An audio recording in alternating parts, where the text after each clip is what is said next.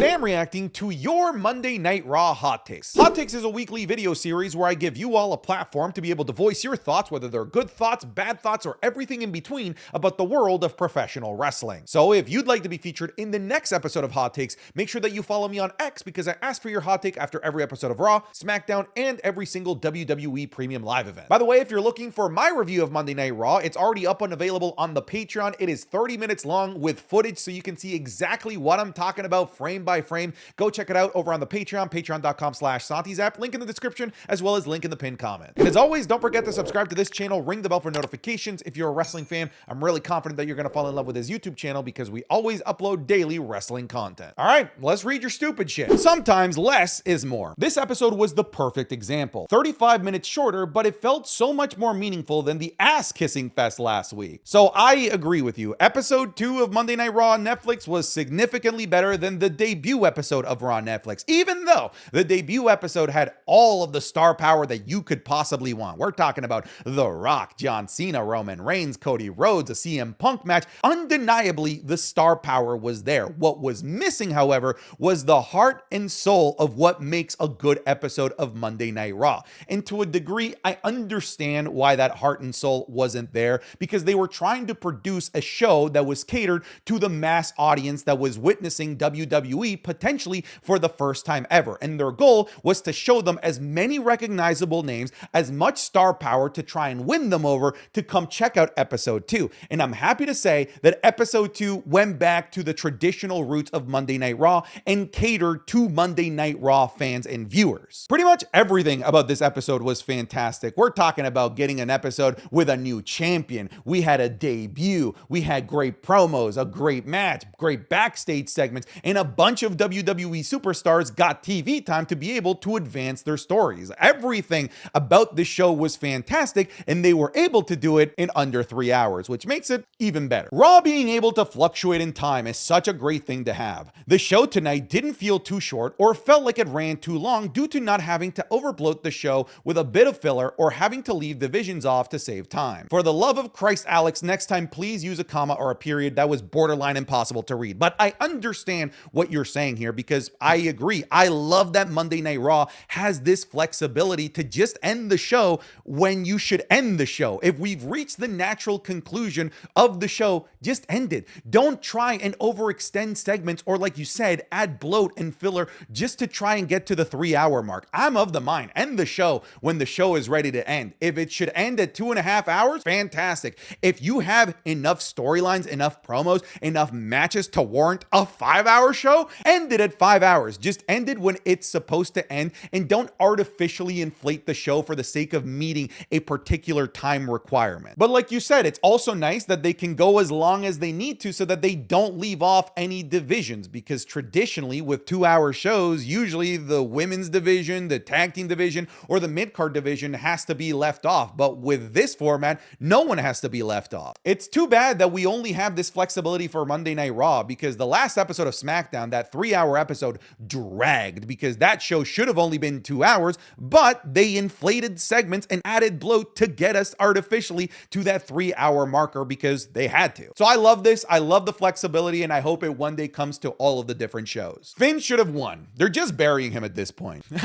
Where have you been over the last couple of months? He ain't winning anything, brother. They've been burying him for months at this point. Honestly, a win here wouldn't have done anything for Finn Balor. He was already, in terms of stock, the lowest that he's ever been. Win, lose, or draw, that match did nothing for either of them. This didn't help out Damian Priest. A win wouldn't have helped out Finn Balor. This was just a dead-end feud that we all wanted to see end. A feud that overstayed its welcome. A feud that took way too long to actually give us matches. It's felt like they've had like 800 billion matches. It's crazy to think that they've only had 2, but it just feels so long because it's overstayed its welcome. I'm glad the feud is over. The match was a ton of fun. It really was great. But again, I ask, what did we gain out of this? Both the guys, in terms of their stock right after what happened at SummerSlam, was as high as you could get for either of these guys. It felt like the rebirth of Finn Balor, and it felt like we were about to get the biggest feud for Damian Priest since becoming a main eventer.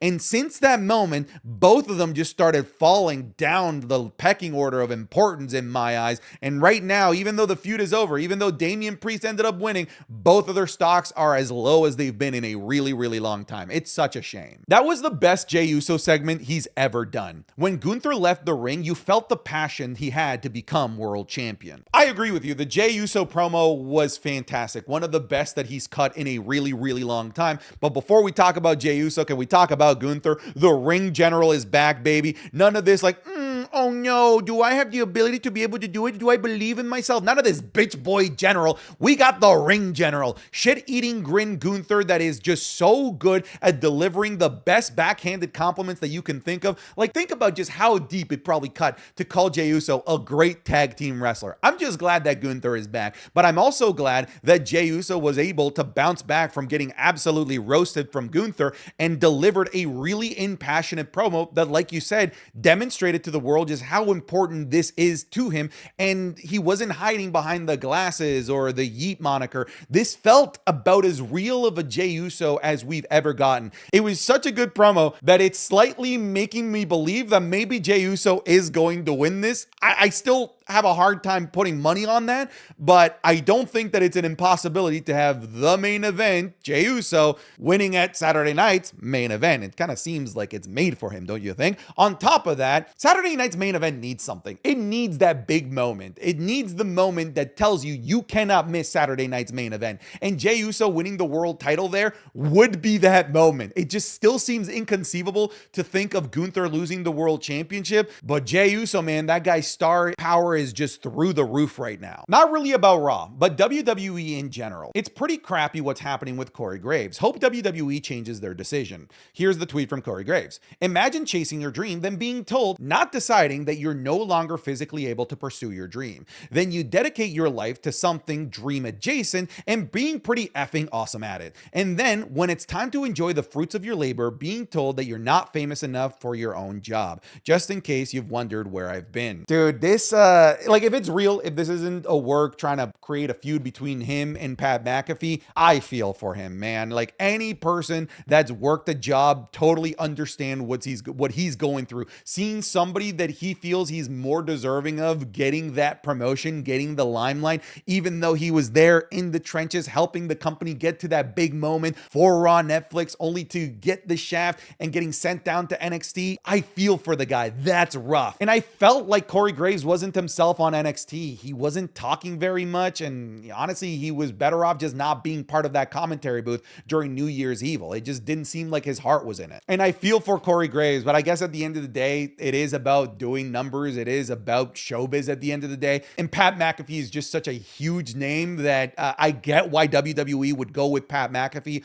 over Corey Graves, but seeing Corey Graves just grind and become so good at his job and seeing him go through this kind of stings. The Terror Twins have been terrorizing WWE for far too long now. They are protected way too much, and Finn should have won this feud. Again, who won the feud just like didn't matter because the feud was terrible to begin with. Whether Finn won or Damian won, they would have both been right down here, brother. I disagree about Rhea. She hasn't really been dominating over the last couple months. She's actually like been losing matches and not been able to get the upper hand on Liv Morgan until she finally did. What does concern me, man, is like Damian Priest just not selling any finishers ever. Like, this dude got hit with a coup de grace through a table on the outside and like just shook it off like nothing happened. That to me, that kind of sucks. But I don't think that they're terrorizing WWE anymore like you think that they are. I feel like everything that could have went wrong for Karrion and his gang did go wrong. Now that the Wyatts have been traded to SmackDown, I don't really see how they can keep up the rivalry. I was just really getting into the Karrion hype train. Honestly, I feel like he's due for bigger things now. He's feuding, at least it looks like he's going to be feuding sometime soon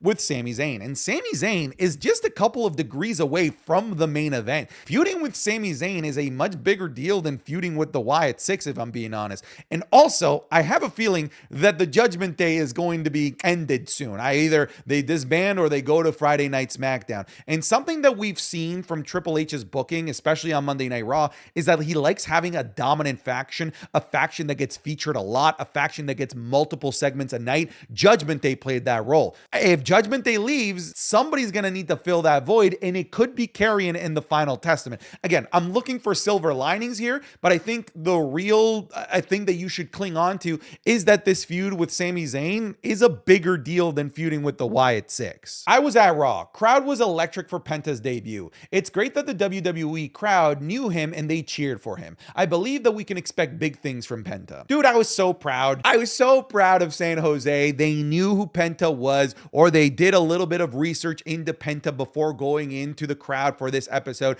They were popping for him. They cheered for him. They showed him a ton of respect, and they even knew the Cero Miedo chant, which was so nice to see Penta just getting that ovation from WWE, because so many times in the 20 plus years that I've been watching wrestling, I've seen people debut to a lackluster response because they don't know who they are. But that was not the case with Penta, and I'm so happy that he got this reception. Not just from the crowd as well, like from the commentary team. They really put over Penta, talking about his past. They were even saying that they felt honored to be able to finally see Penta in a WWE ring. Like, WWE did everything in their power to make sure that Penta's debut went as well as possible, giving him great match, great time for the match as well, a great opponent, as well as allowing the commentary team to really hype him up. Honestly, I'm just happy how WWE handled Penta's debut overall.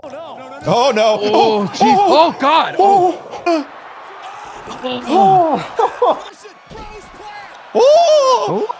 Dude, this got That, folks, was a sneak peek of this week's Wrestling is Cool Match Club offerings, available exclusively on patreon.com/SantiZap. This week, we're looking at Jacob Fatu versus Mads Kruger in MLW in a Weapons of Mass Destruction match. The legendary TLC match for the World Tag Team titles at WrestleMania 17. People have been waiting for a long time for that one. The absolute classic that is Io Sky versus Bayley at WrestleMania 40. The Damian Priest versus The Miz zombie match from Backlash 2001. Spoiler, The Miz gets eaten alive. And we're also looking at the classic that is Kenny Omega versus Will Ospreay at AEW Forbidden Door 2023. You're going to be getting all of this, plus the Raw reviews, the SmackDown reviews, the Wrestling is Cool podcast 3 days early, the currently ongoing Undertaker WrestleMania watch along, and the currently ongoing Royal Rumble watch along. That is so much more extra content that never gets uploaded here to YouTube because we just simply can't. So go check it out. Patreon.com/SantiZap. There's a link in the description or a link in the pinned comment.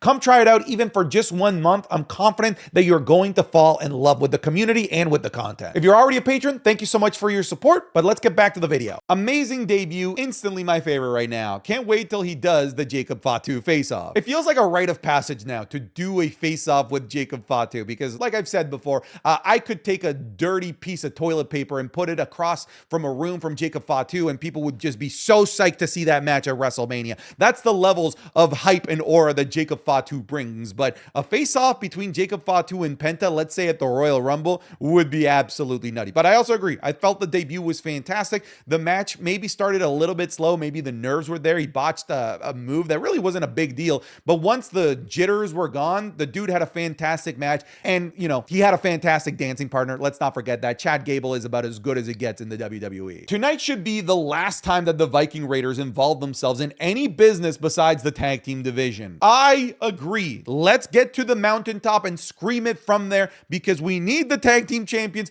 in the tag team division. I don't know what's so hard to understand about that on Monday Night Raw. They're doing it perfectly fine on Friday Night SmackDown. The tag team division is about as healthy as it's ever been on SmackDown. Everyone in the tag team division is getting some time to cut promos, have a backstage segment, have matches. That division is flourishing. But over on Monday Night Raw, nothing at all with the new tag team champions. I really thought that once they won, we could have actually built the tag team division around them. And I'm hoping that now that the thing between Damian and Finn is over, that we can just hit the reset button and do what they're doing over on Friday Night SmackDown with the tag team division as well. Oh, here on Monday Night Raw, because you also have the New Day right there who have just sort of been waiting in the wings to finally do something with this heel turn that they committed to. And I feel like that one thing should be going after the tag titles. Saturday night's main event feels like a total afterthought. It's in a couple of weeks, and they threw a couple of matches that feel lackluster in terms of build. Hoping Jey and Sheamus can win the belt, but I doubt that the title changes hands this close to Mania. So the reason why I think it's possible that a title might change hands at Saturday night's main event is because of what I said earlier. Saturday night's main event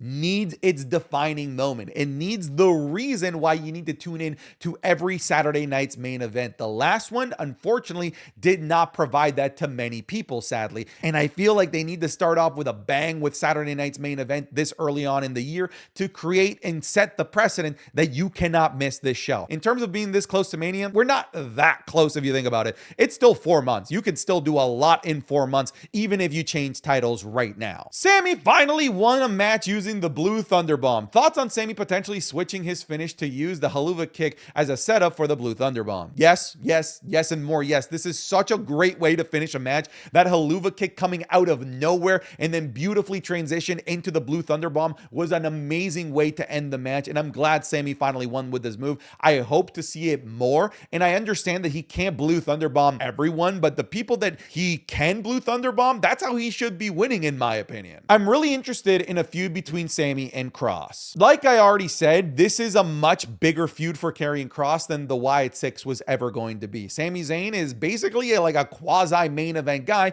which puts Karrion Kross within reaching distance of some of those other members of the bloodline like Jey Uso. I think Roman is a stretch, but like he's in the vicinity, he's in the same neighborhood as those names, which is not something that you can say when he was feuding with the Wyatt Six. I also feel like in terms of like devil and angel, they're kind of like that role. Sami Zayn has always just been like the voice of virtue and goodness in WWE over the last 12 months, and Karrion Kross is the complete polar opposite. So seeing these two together could honestly be a really interesting feud. The Rumble season is hotter than ever. You can easily say 15 main event caliber wrestlers in the roster that are going to be in it. What a delight. I mean, just the names that we have confirmed now: Roman, Cena, Punk, Seth, Drew. That is insane. Just those 5 men alone are ridiculous in terms of star power, and they're all going to be in the Rumble. And you know that at some point or another, they're going to be in the Rumble at the same time. I wouldn't be surprised if that's the final 5, frankly.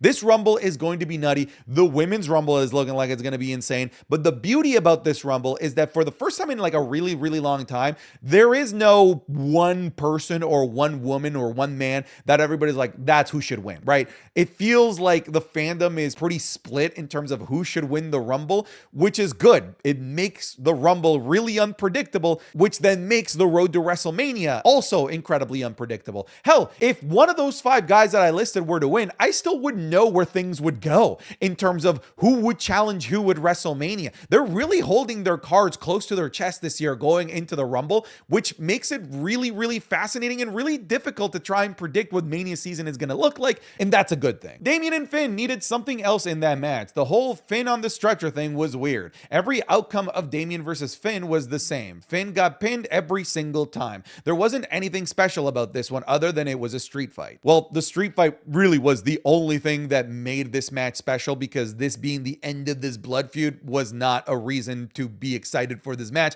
because it was a very lackluster feud. I'm going to be honest. I thought that the match was fine. I disagree with you. I felt like the spots were cool. Lots of crazy, nutty spots. The Falcon Arrow off of like the second story through the tables. I personally like the stretcher spot, the table spots, even if Damian absolutely no-sold it, the crazy chair shots going through the barricade. I like the match, but the match felt soulless without it having a strong feud backing it, because this feud sucked ass. Punk needs to win the Rumble. This year might be his last chance. Next year, the Rumble will be in Saudi, meaning that he won't participate, and after that, he will likely be too old. He's in the twilight of his career. It's now or never for him to win the Rumble and main event Mania. You know what? When you put it that way, I forgot that CM Punk is adamant about not working in Saudi Arabia Arabia, when you put it this way, you're kind of speaking facts. I feel like if he's going to win the Rumble, this is probably his last really realistic chance to win the Rumble and main event WrestleMania. I never thought of this. Funny enough, even though he is one of the favorites and you laid it out really well here in terms of why this is his last chance,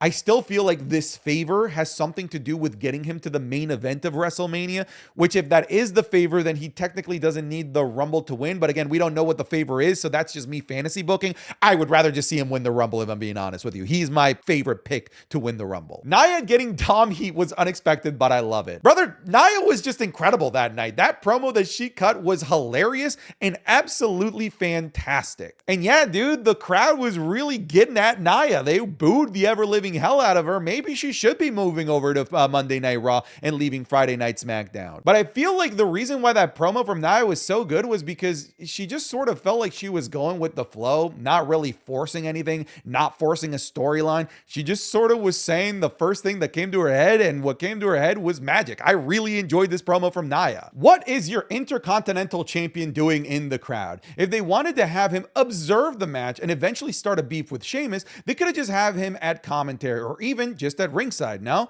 Like, is this seriously the best that they can do with Breakker? I mean, I'm gonna be honest with you, I just don't think that this is as big of a deal as you're making it here. Like, what if he was on commentary or ringside, would it have been any different? Like, this is just a dude that's just interested in seeing what the competition looks like, and I feel like this makes him more human, less of a character. If you have him on commentary or on the outside, then at that moment he is a character, but being in the audience, this is a dude that's scouting the competition. Look, we're maybe seeing it in different ways. Obviously, this isn't the best that they can do with Braun Breakker. It's just what they had Braun Breakker do this one particular night. I'm glad that they featured Braun Breakker at the very least, unlike Raw Netflix, where they just didn't feature him at all. And by Raw Netflix, I meant like the Raw Netflix debut. You know what I meant. I personally wanted Dakota to win, but it was a win-win for me either way, and I'm happy for Lyra, but damn it, the crowd really needs to start doing her woo chants. Her song feels so wrong without them. See, I don't notice when the crowd doesn't do the woo chants when I'm watching on TV because I'm doing the woo chants, so I can't hear whether the crowd is doing it or not. I love doing the woo chants. People should absolutely be doing the woo chants. But I think you're right. I felt like it was a win-win. Whether Lyra won, whether Dakota won, I felt like the real winner was us, the fans, and the friends that we made along the way in this journey. But the match